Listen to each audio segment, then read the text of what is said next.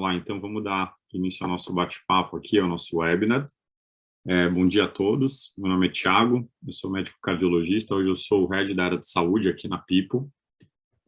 E hoje nós vamos falar sobre um tema muito especial nesse mês, que é o mês da atividade física e da alimentação saudável aqui na People, faz parte do nosso calendário anual com os RHs e membros da People. E para falar sobre isso, a gente trouxe um dos nossos parceiros aqui, que é a LIT, e a Débora, que é médica também, e vai falar com a gente sobre a importância, os desafios, né, as dificuldades que a gente tem no dia a dia também, como é que a gente pode melhorar a nossa ação em exercício físico e alimentação saudável. Ela vai trazer também um pouco sobre alguns cases ali dentro da LIT e a plataforma que eles usam, que tem um formato diferente do que a gente está acostumado a ver, sobre alimentação saudável e exercício. Então, vou passar aí para a Débora. Débora, bem-vinda aí, se pudesse apresentar e falar um pouquinho. Obrigada, Thiago. Bom, prazer, obrigado pelo convite. A gente da LIT ficou muito honrado de estar participando desse mês, que foca, né, em atividade física e mudança de estilo de vida, em reeducação alimentar, que é justamente a nossa paixão e a nossa razão de existir.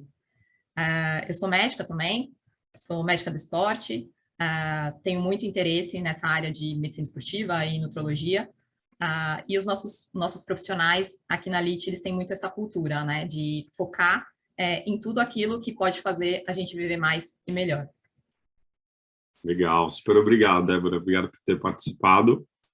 E pessoal, muita gente entrando ainda, então para quem entrou agora, esse é o webinar da People, falando um pouco sobre exercício físico e alimentação saudável.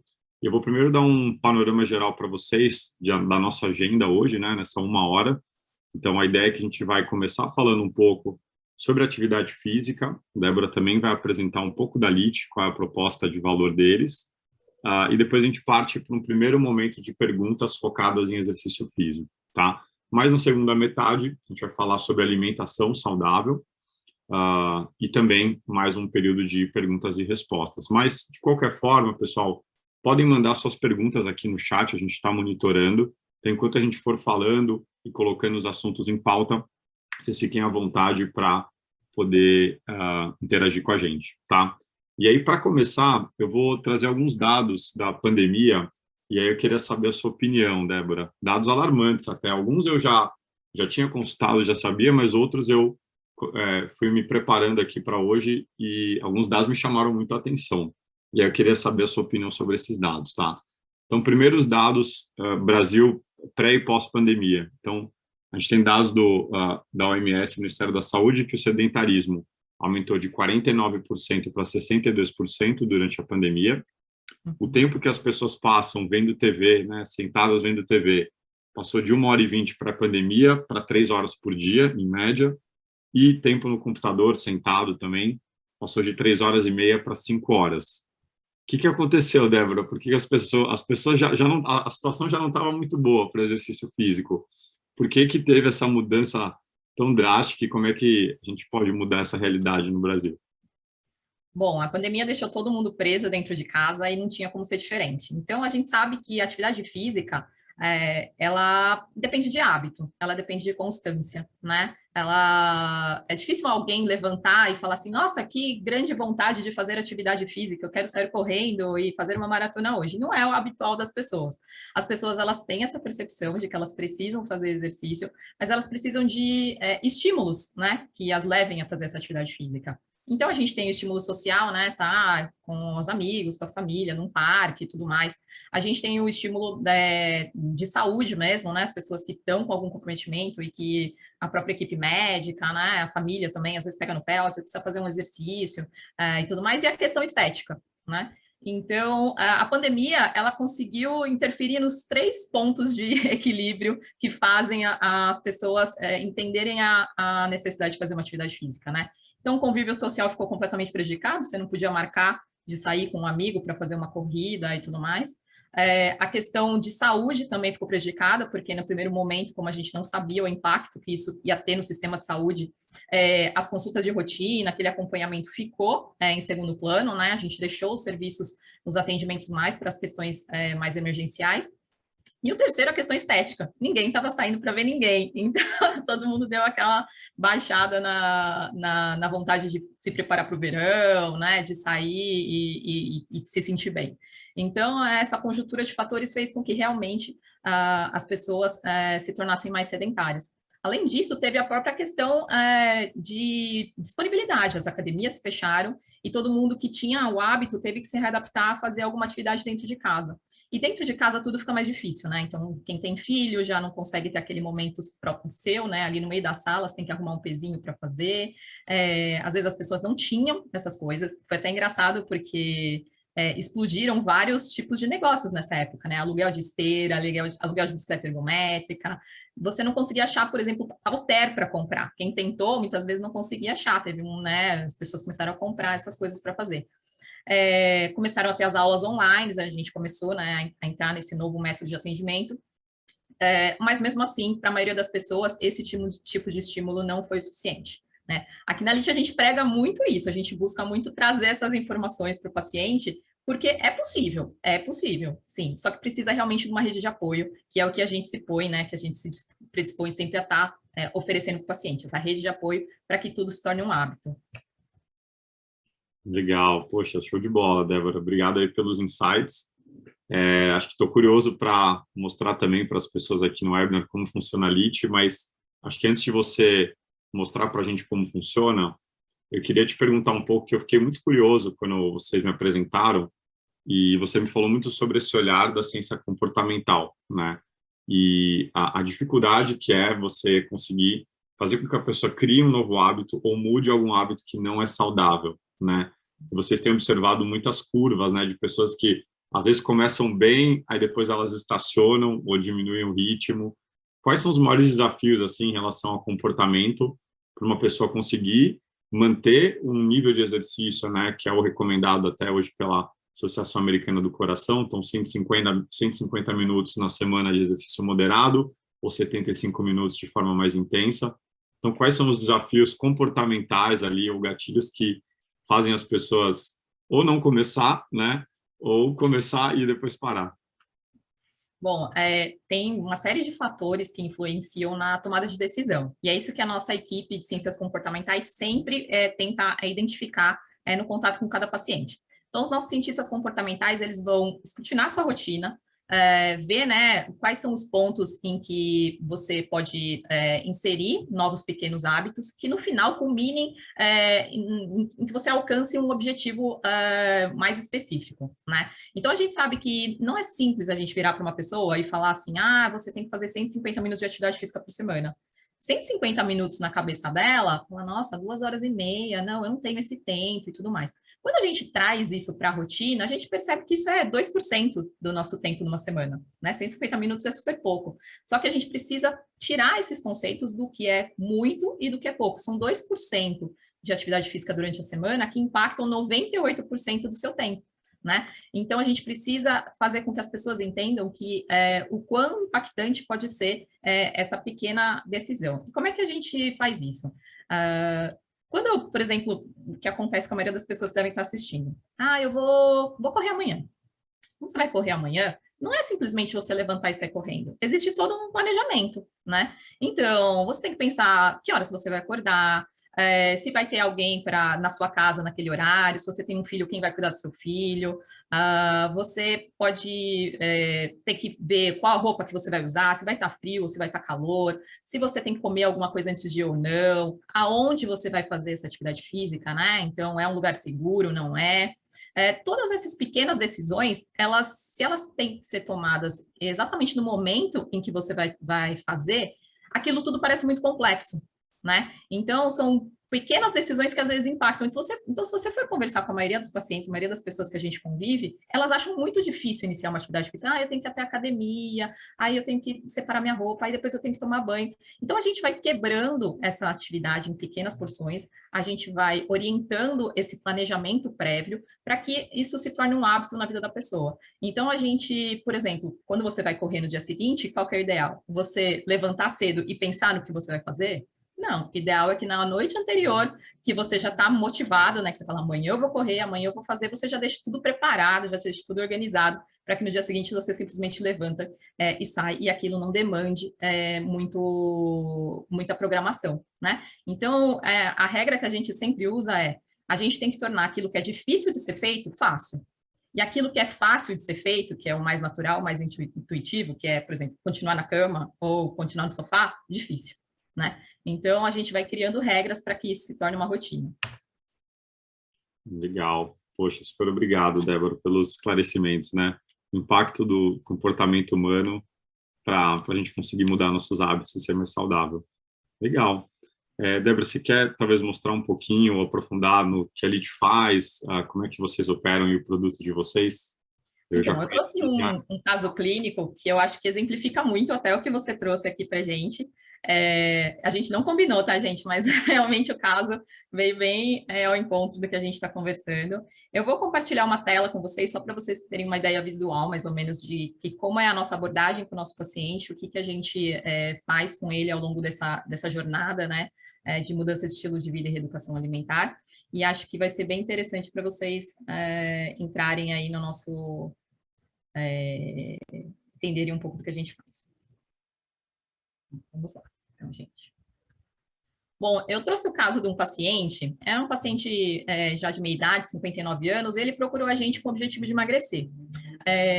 Mas ele não veio assim, simplesmente, olha, eu quero emagrecer. Ele trouxe algumas queixas em que ele dizia, olha, eu acho muito complexo, porque eu vou no cardiologista, eu vou no endocrinologista, aí eles me passam uma medicação, eu não gosto muito de tomar remédio, aí eles falam que eu tenho que tomar um remédio para emagrecer, eu fico meio assim, aí me mandam para nutricionista, mas até eu achar uma nutricionista, aí eles fazem aqueles planejamentos alimentares que eu não entendo nada, com um monte de coisa que eu não sei nem onde eu encontro. Então, assim, acho tudo muito confuso.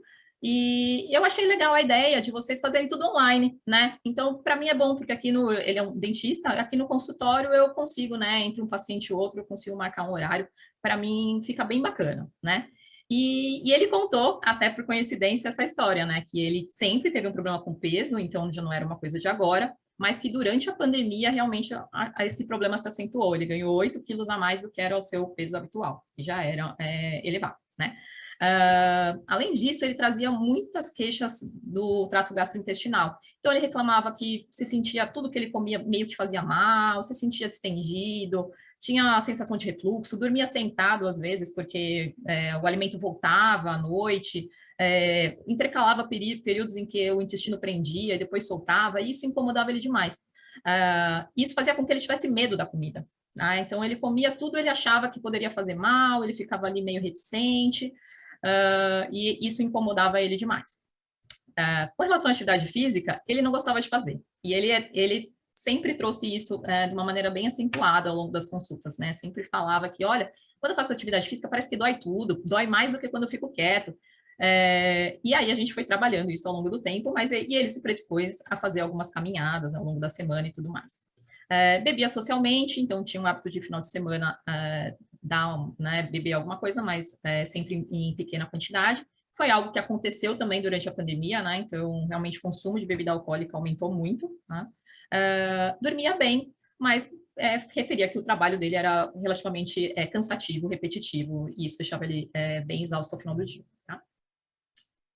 Uma coisa que a gente foca muito é entender, além dessa história, na história de vida do paciente, entender tudo que ele passou, né, até chegar aqui na LIT, a gente tem que entender como que são os hábitos, né? A gente não tem como mudar esses hábitos se a gente não entender como eles eram previamente. Então, uma coisa que a gente foca muito é entender como é que é a alimentação desse paciente. É uma alimentação que é todo dia igual, eles têm uma rotina já ou não, é sempre meio confusa, muda muito durante a semana, para o final de semana. Então, a gente tenta entender muito bem como é que funciona cada refeição. E aí a gente tira todo um recordatório, né, do paciente, entendendo tudo que ele come. Então, ele não tinha uma alimentação ruim, esse paciente. Ele consumia frutas, ele consumia proteínas de maneira variada, comia peixe, geralmente, não gostava muito de frango, mas comia, gostava de carne, mas tinha medo de comer, por medo de passar mal. mas o que a gente chamava muito atenção é que ele, até pela profissão, ele passava muitos períodos, né, sem se alimentar. Então, ele tomava café da manhã, no meio do almoço não comia nada, chegava na hora do almoço, ele comia aquela quantidade ali de comida, à tarde ficava sem comer, e quando chegava em casa, ele tinha episódios de comer acentuadamente. Então, ele comia tudo que ia pela frente, né? Então, isso é um padrão bem habitual que a gente encontra nos nossos pacientes. E à noite ele não tinha uma rotina, então ele ficava meio ali, aquela monotonia da noite, não sabia se fazia, se não fazia, né? Queria descansar, às vezes fazia uma sopa e tudo mais, que é outro achado que a gente encontra muito, né, nos pacientes, não ter uma organização, principalmente para o final do dia, que é aquele horário que a gente está mais cansado, e é justamente o horário que a gente precisa ser mais organizado.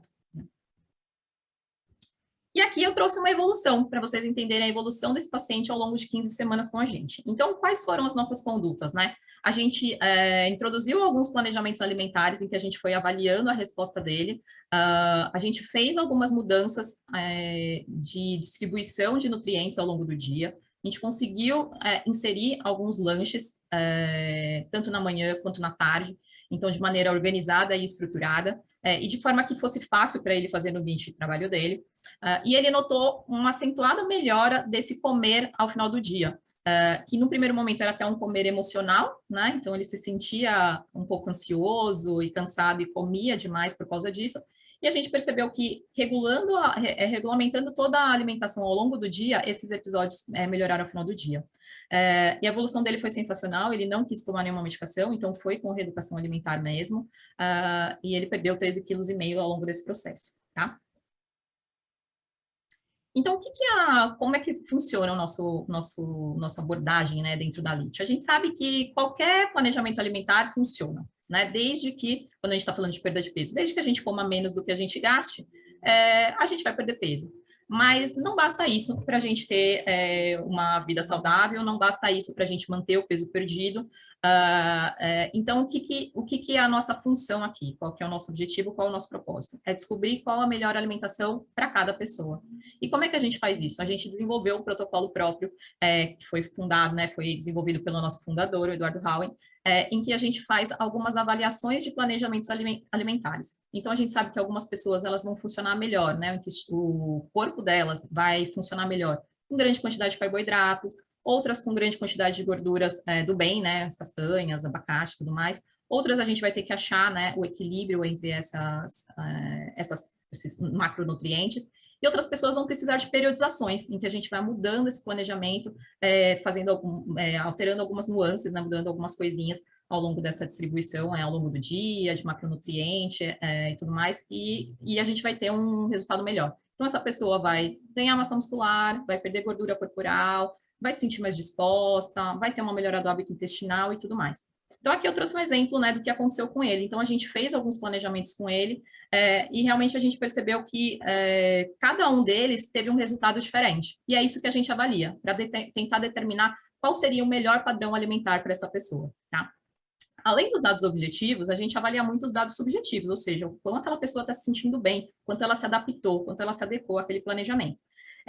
E o mais legal desse paciente não foi só a perda de peso, foi que ele referiu que a vida dele mudou, porque hoje em dia ele se sente muito mais seguro, ele sabe o que comer, ele sabe a quantidade que ele tem que comer, ele consegue perceber os sinais de fome e saciedade dele de uma forma muito mais clara, e ele se sente organizado ao longo do dia, então ele diz que até a ansiedade dele baixou.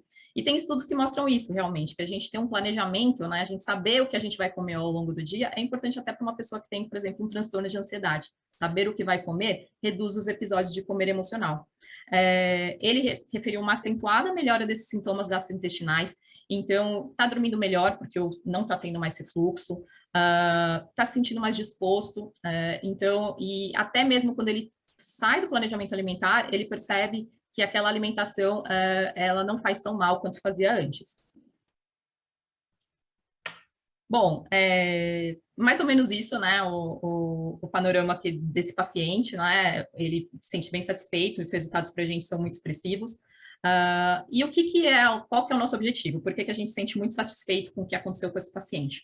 A LIT, ela surgiu com a ideia de melhorar a saúde metabólica da população, né? Então, hoje em dia a gente se preocupa muito, a gente sabe desse conceito, né, de metabolic health que está amplamente divulgado no mundo, ainda não chegou no Brasil da maneira como deveria chegar, essa preocupação com a resposta que o nosso corpo tem aos nossos padrões alimentares, né? Então, a gente tem um atendimento 100% online, aliando sempre ciência e tecnologia, e o nosso cerne do nosso atendimento é realmente uma equipe multidisciplinar, que é justamente o que é mais difícil de se encontrar no cotidiano, né? Então, como esse mesmo paciente referiu para a gente, ele vai no cardiologista, ele vai no endocrinologista, uma mulher vai no ginecologista, vai no dermatologista, aí cada um vai tomar uma conduta diferente, vai mandar para um nutricionista que não sabe qual orientação ela pode seguir, e aí o cuidado fica todo fragmentado. Então, é contra isso que a gente luta. Por isso que aqui na LIT a gente tem tanto médico, que vai fazer todo esse acompanhamento clínico do paciente, esse manejo, né,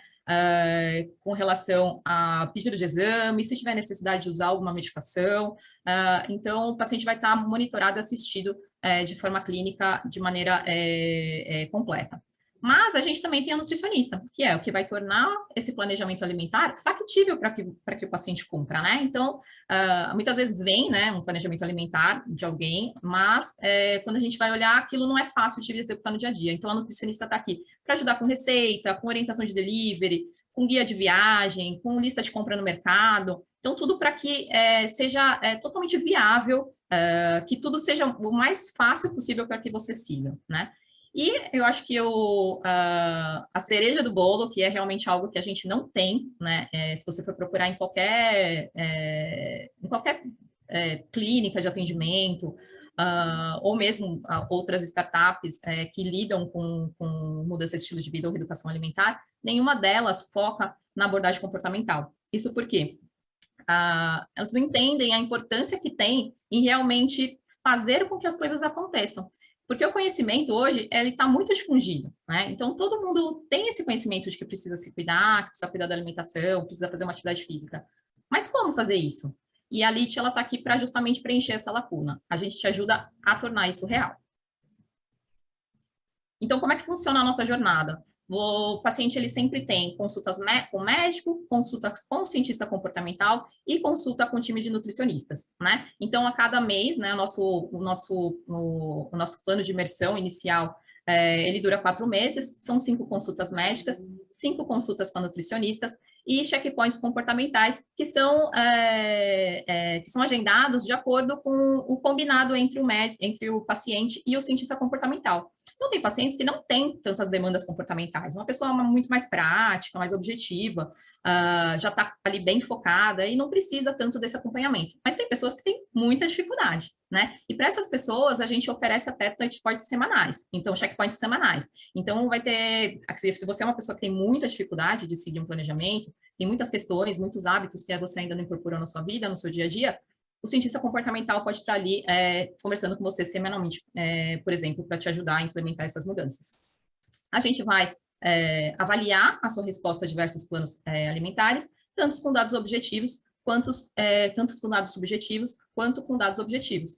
E o mais legal, né, assim, o que chama muita atenção quando o pessoal conhece a LIT, é entender como é que a gente avalia todos esses dados de forma objetiva, à distância. Então, aqui eu apresento para vocês a nossa Litbox. Então, a Litbox é a nossa queridinha, é uma caixa maravilhosa em que a gente traz para você, dentro da sua casa, fazer todo o seu acompanhamento. Então, dentro dela vem uma balança de bioimpedância, em que a gente avalia tanto o seu peso, quanto o seu percentual de gordura e a sua quantidade de massa muscular, que são fundamentais para o seu acompanhamento, para o seu tratamento. A gente envia uma balança de alimentos, né, que... Vou até pôr o videozinho aqui para ir rodando enquanto isso. A gente envia uma balança de alimentos, que é para você aprender as porções adequadas para você. Então, o que acontece? Muitas vezes, quando a gente começa a ganhar peso, não é que a gente come mal ou come errado. Às vezes, a gente não tem a adequação certa entre o a quantidade de comida, a quantidade... Aí? Tem um áudio do outro. Talvez, se você quiser o primeiro vídeo, depois falar, pode ser um pouquinho melhor. Melhorou baixando o áudio aqui? Aqui deu a impressão que você falando em cima não deu para te ouvir bem. Ah, Então, tá. talvez se você quiser mostrar Vou primeiro o deixar vídeo, depois, então. e aí depois você faz os comentários, pode ser melhor. Tá, eu vou mostrar aqui Vai rodar de a nossa vídeo. caixa aqui para vocês. Boa.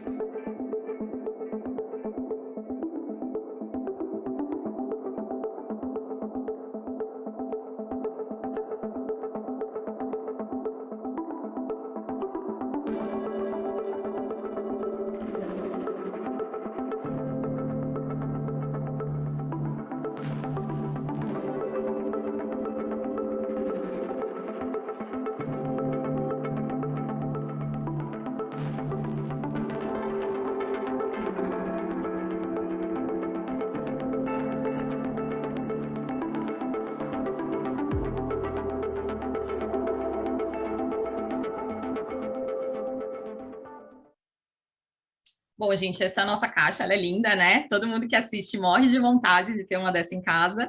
E a gente consegue fazer todo o seu acompanhamento à distância através dessa caixa, né? Então, você vai usar a sua balança, que ela é sua, né? Ela fica para você.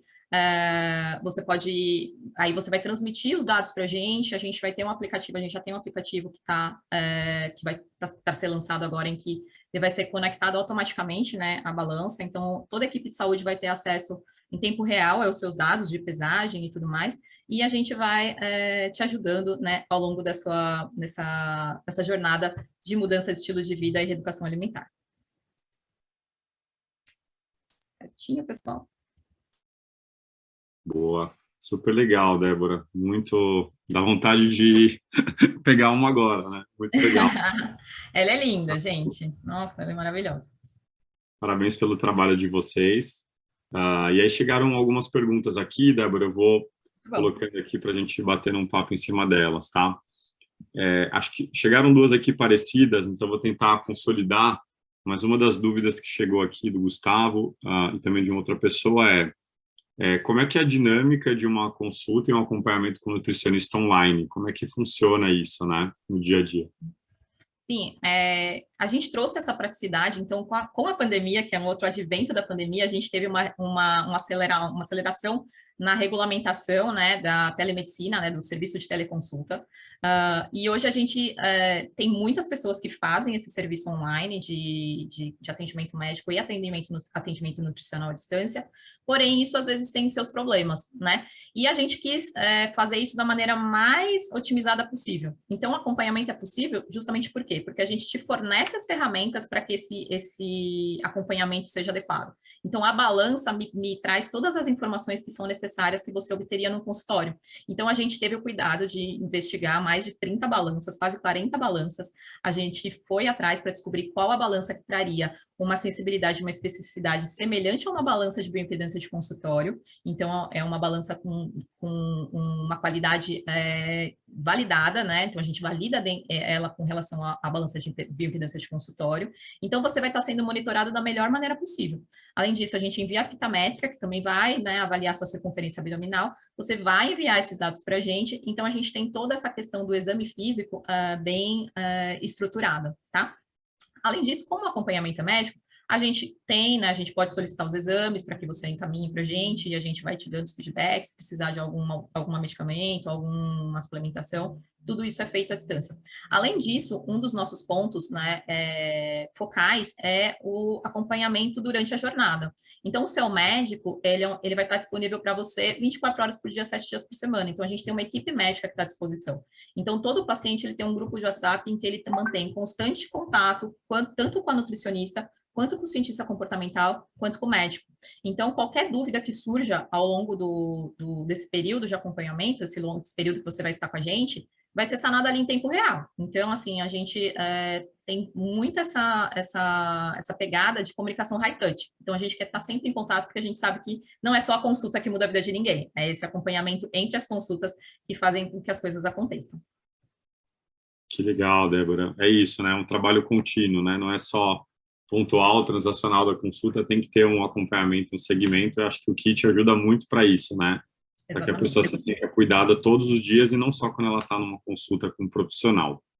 Legal. Exato. Uma outra pergunta que chegou aqui, perguntando um pouco sobre esse tratamento, esse programa da LIT, né? E aí, só para esclarecer, né, hoje esse é um tratamento que ainda não tem um vínculo para os membros da Pipo, mas acho que a Débora vai falar um pouco sobre quem tiver interesse, como funciona a contratação dele, né? Sim, então, hoje em dia a gente funciona da seguinte forma, né? Então, a gente tem 4 meses iniciais de acompanhamento intensivo, em que você passa por 5 consultas médicas, 5 consultas nutricionais e algumas consultas comportamentais, como eu disse, elas são delineadas de acordo com o perfil de cada paciente, né? Ao longo desses 4 meses, né, esses 5 atendimentos, a gente vai traçar estratégias de planejamentos alimentares de acordo com os seus objetivos, de acordo com a sua rotina, suas preferências alimentares, e a gente vai coletar dados. Então, a gente vai coletar tanto os dados objetivos, né, que seria o peso, o quanto o seu percentual de gordura muda, o quanto sua quantidade de massa muscular vai alterando, o quanto a redução de gordura visceral, né, que é medida na circunferência abdominal, e outros dados, né, subjetivos.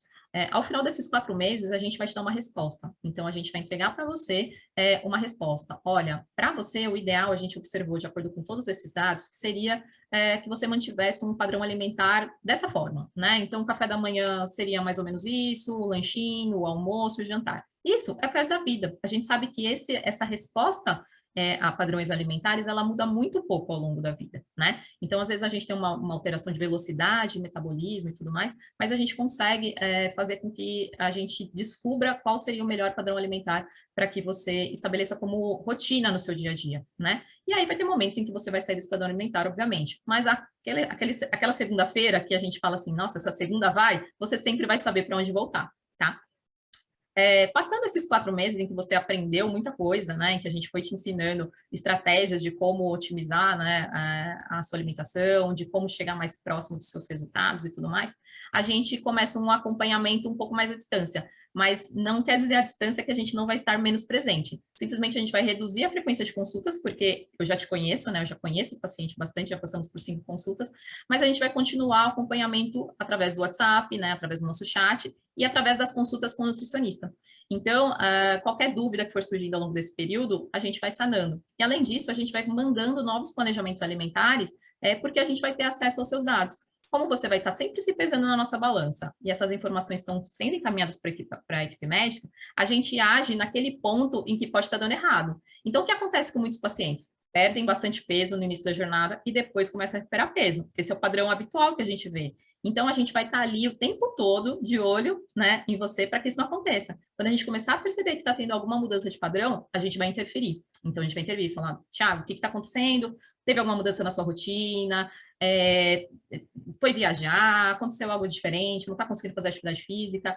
Vamos implementar alguma outra estratégia? Vamos marcar uma consulta? Então, a gente vai estar ali, né, sempre do seu lado, te orientando, te ajudando e fazendo com que você esteja sempre perto do seu objetivo e sempre no seu máximo potencial.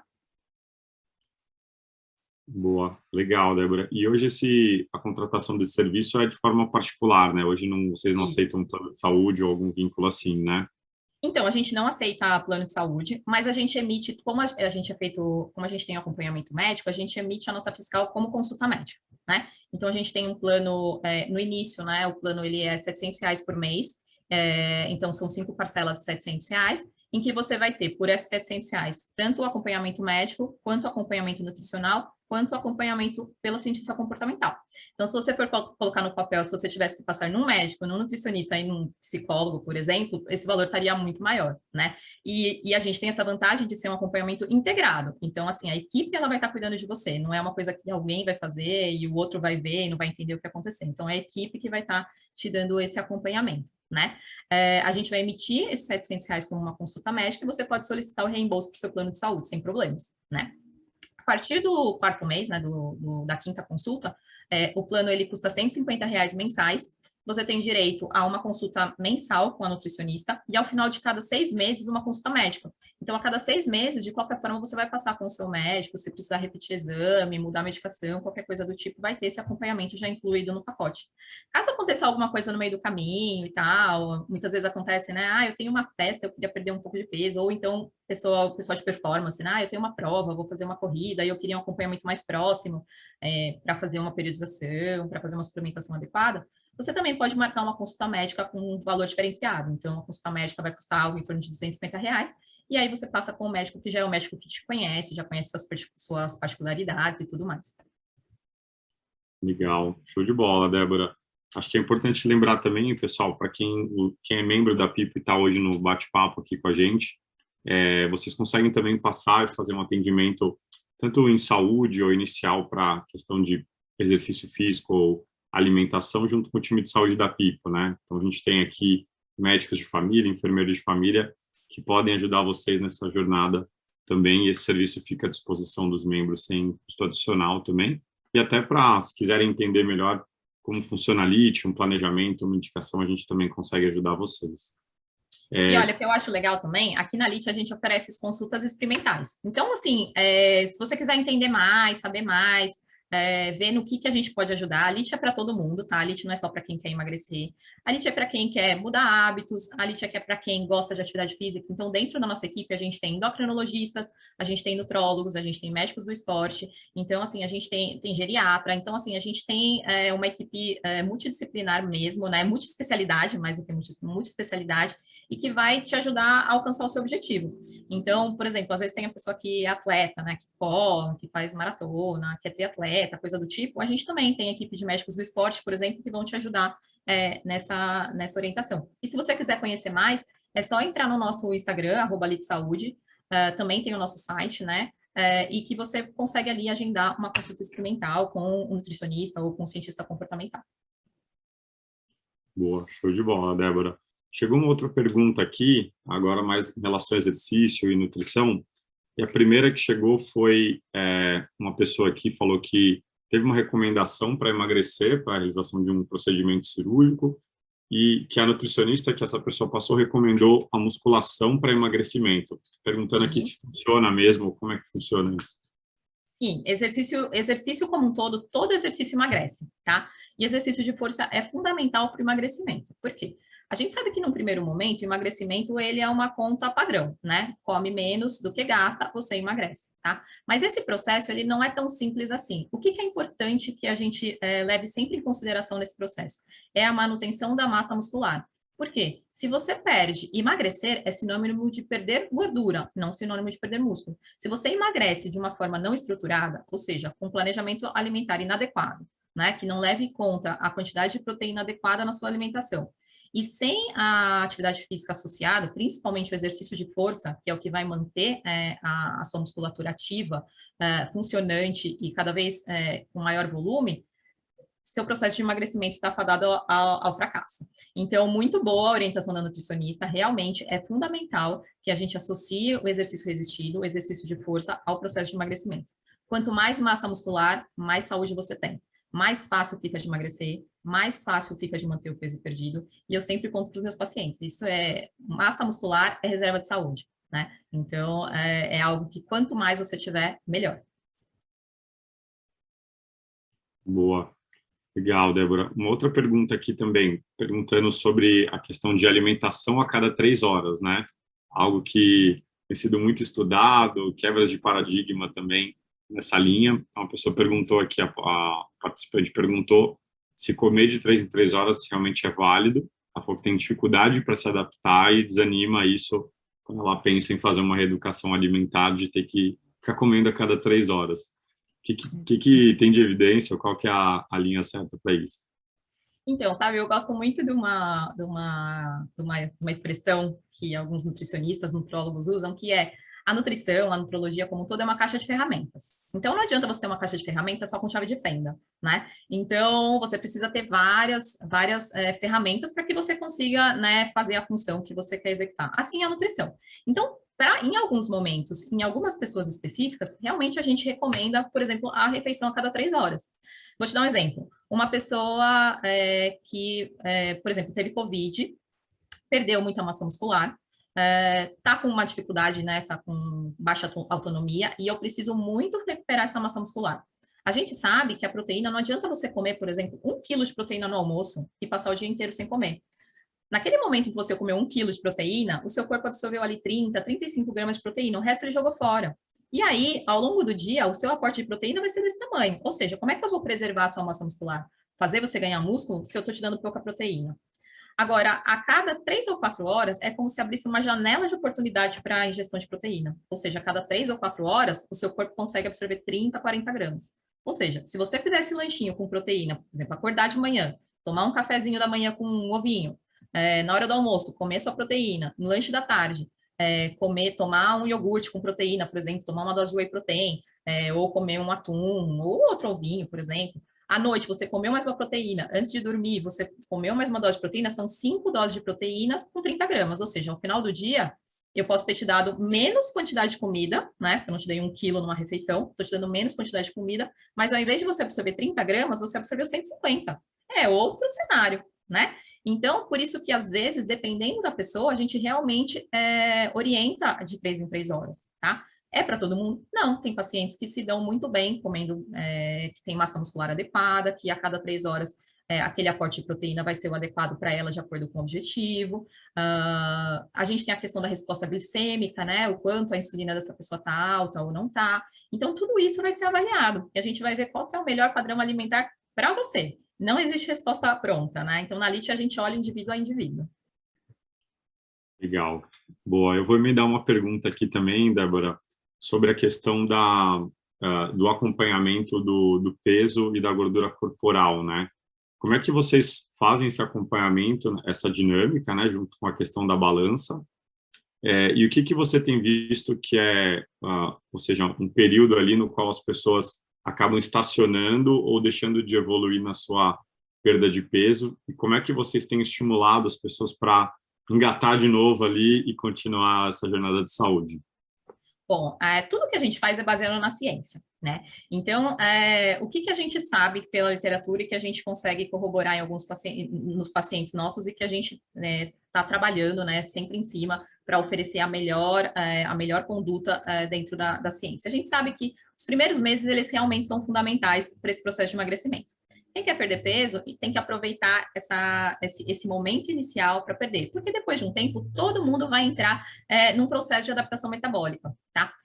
Em geral, essa adaptação metabólica ela vai ocorrer em torno dos 6, 5, 6 meses. Mas por isso que a gente fala que é fundamental o acompanhamento a longo prazo. Por quê? Vai ser nesse momento em que a gente vai atuar mudando planejamentos alimentares e mudando estratégias para justamente quebrar essa homeostase, né? Então, o processo de adaptação metabólica vai ocorrer com todo mundo, mas é importante você ter um acompanhamento constante e preciso de alguém que te conheça para quebrar esses momentos de platô. Então, a gente vai mudando a estratégia alimentar, a gente vai mudando a composição dos alimentos ao longo do dia, às vezes a gente faz uma periodização de 15 dias, 7 dias, a gente vai ajustando isso, porque realmente, para quem perde muito peso, é super importante esse acompanhamento final, né? Esse acompanhamento, essa fase de manutenção, né? Porque o que a gente menos quer é que todo esse trabalho seja perdido.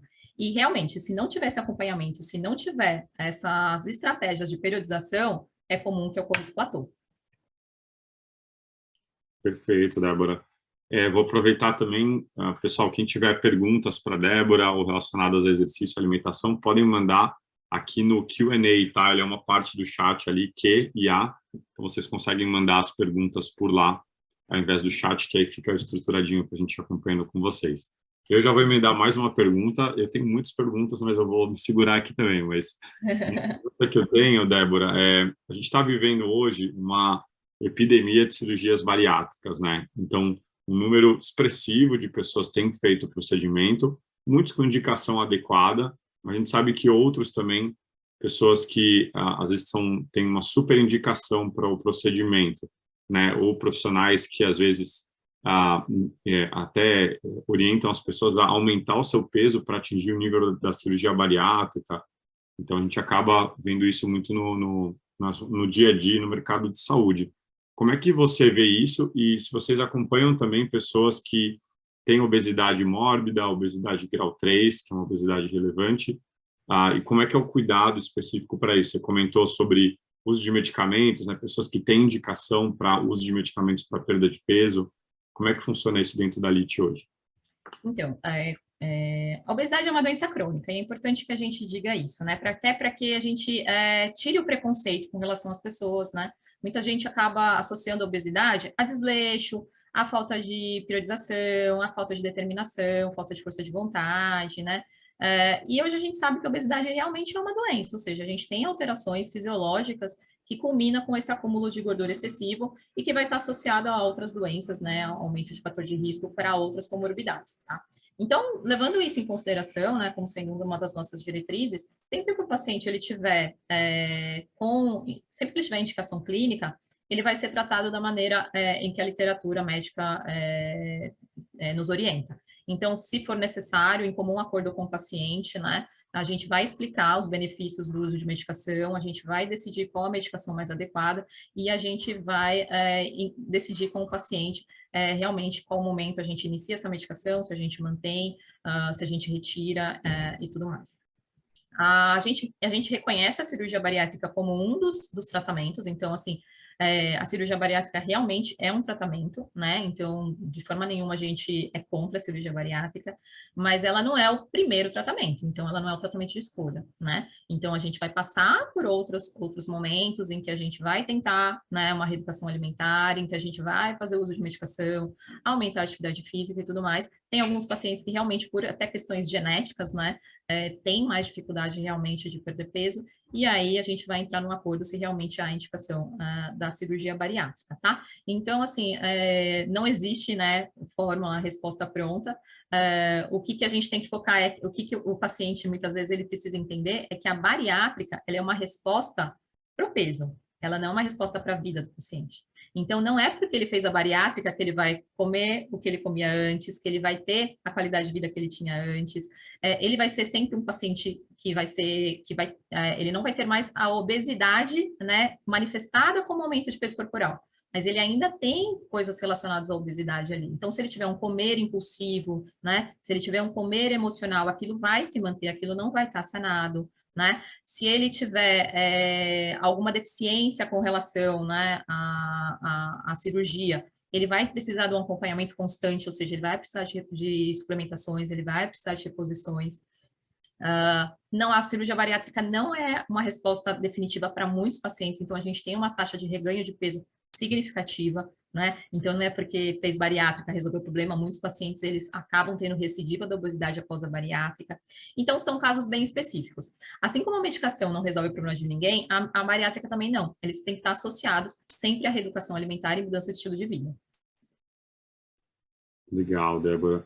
Chegaram algumas perguntas sobre alimentação aqui, daí eu já vou repassar direto para você aqui. A gente tem mais alguns minutos aqui, então acho que dá para a gente fazer algumas delas.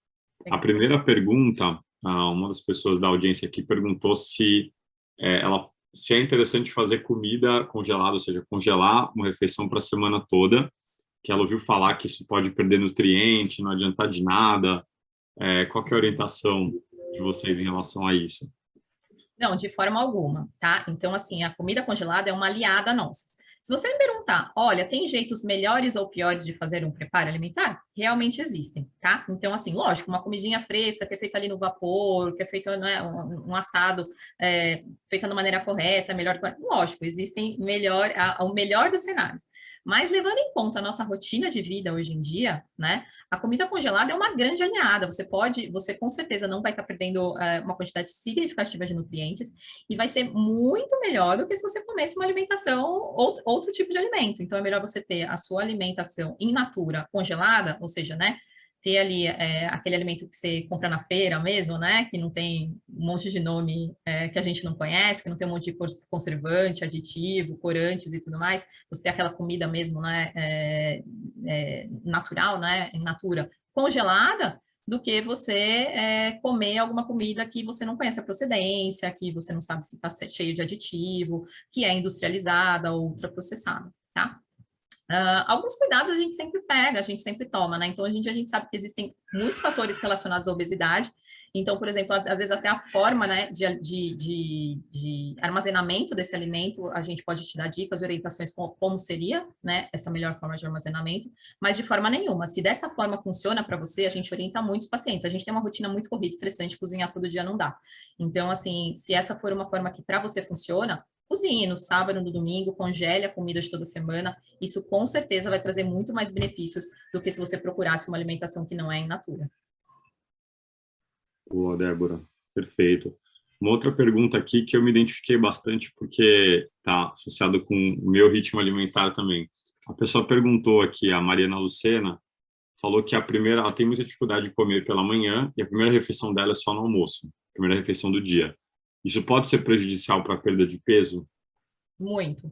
Então, assim, a gente tem poucas coisas que a literatura diz, né, a respeito da perda de peso e a manutenção do peso perdido, tá? Então, a gente sabe que existe um conceito que hoje é amplamente divulgado e que está cada vez mais se comprovando, que é a questão da cronobiologia, né? Então, assim, até em termos evolutivos, se você for pensar, ninguém, né, assim, nos primórdios, acordava depois das 7, 8 horas da manhã. Nascia o sol, todo mundo era obrigado a acordar, né? E quando chegava às 6, 7 horas da noite, as pessoas não tinham o que fazer ali, né? No máximo acendiam uma fogueira, mas iam dormir, né? Então, esse é o padrão em que o nosso corpo evolutivamente foi adaptado. Essa questão de industrialização, né, as cidades modernas é muito recente em termos evolutivos, tá? Então, do ponto de vista de cronobiologia, o mais adequado é que a gente se alimente mais para o começo da manhã do que para o fim do dia. Isso porque interfere na nossa produção de cortisol, interfere na nossa produção de insulina e otimiza realmente a sua saúde metabólica, tá? Então, os estudos, eles mostram que um dos fatores que é comum nos pacientes que perdem peso e que mantêm o peso perdido é que eles introduziram o café da manhã. Né?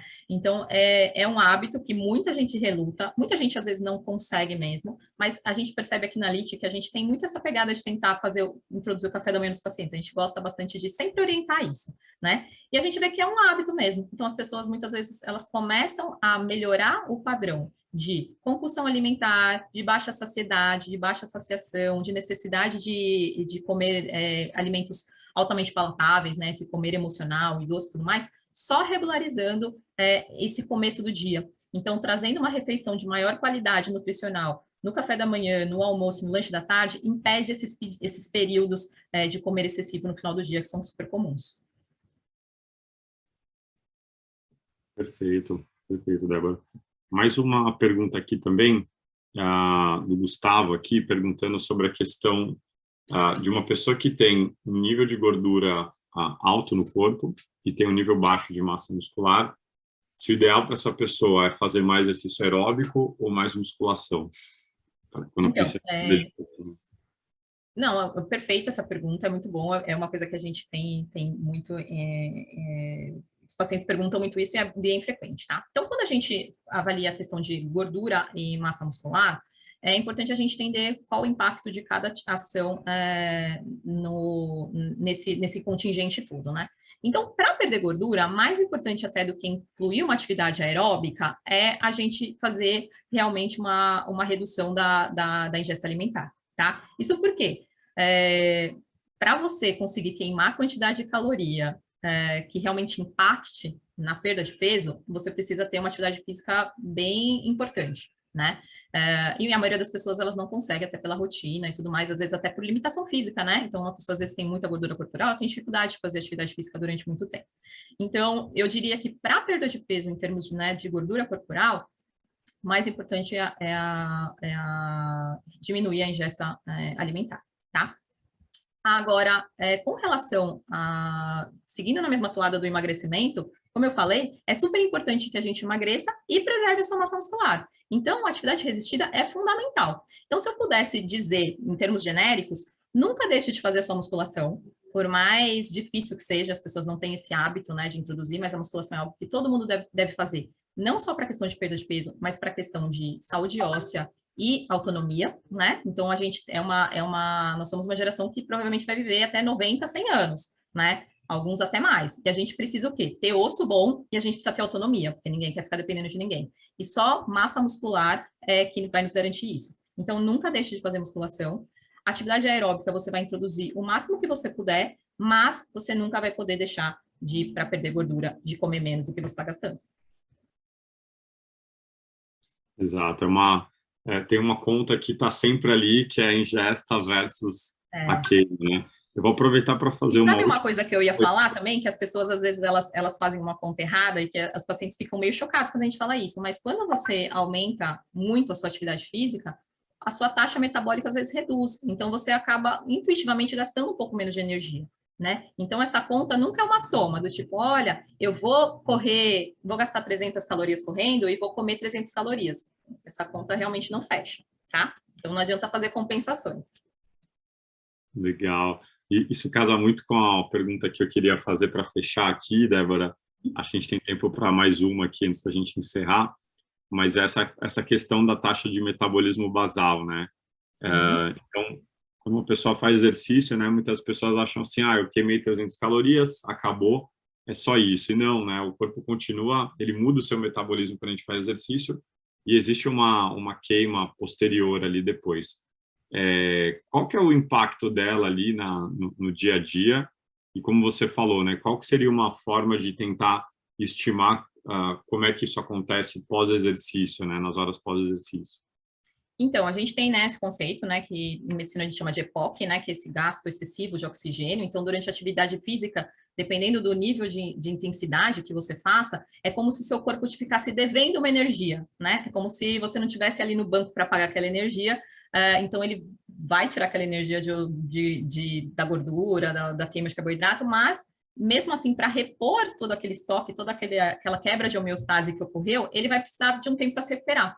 E esse tempo de recuperação, né, por conta desse esforço, gasta energia. Então, faz com que você continue gastando energia ao longo do dia, simplesmente por conta dessa questão da recuperação que você fez durante por causa da atividade física que você fez. Em geral, as atividades que vão produzir um maior EPOC, né, esse consumo excessivo, né, esse excesso de oxigênio, são as atividades de maior intensidade. Né? Então, se realmente se você fizer só uma caminhadinha leve na esteira, provavelmente a energia que você tem armazenada é o suficiente para você fazer aquela atividade física, o gasto ao longo do dia vai ser menor. Agora, por exemplo, se você fizer uma atividade mais intensa, uma aula de spinning, algo do tipo, você vai ver que até ao longo do dia você se sente meio cansado, assim, um cansaço diferente. É o seu corpo gastando mais energia. Então, realmente, quando os pacientes eles estão nessa fase mais de adaptação metabólica, por exemplo, né, que estão com mais dificuldade de perda de peso, a gente usa estratégias como essa, né? Aumentar a intensidade dos treinos, né? Fazer treinos mais intervalados, tudo isso para quê? Para que realmente essa taxa metabólica basal aumente.